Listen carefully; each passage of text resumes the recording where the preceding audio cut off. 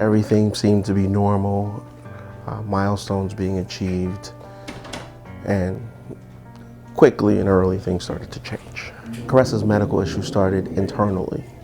It started initially with stomach pains or bowel movement issues. So she had sort of almost a year long problem of getting progressive scoliosis, as well as significant back pain and some constipation. She was going to the doctors repeatedly, and you didn't notice a lot of things until she got upwards above the year or 18 months, what have you, and children are supposed to be standing and walking. She needed a lot more effort than most. We finally got a diagnosis last year in 2013.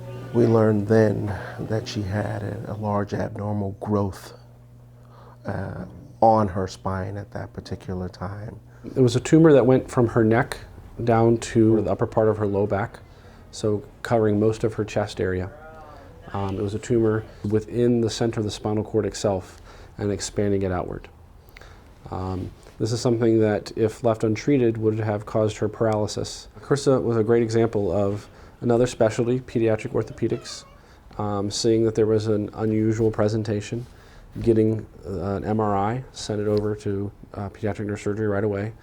We're able to see her and the family, set up an operative plan right away. And once she recovered surgically from the pain and surgical healing, she was able to go directly to the inpatient rehab facility and immediately start working on strengthening her leg. When she first arrived to outpatient physical therapy, she was unable to stand on her own. She was unable to walk on her own.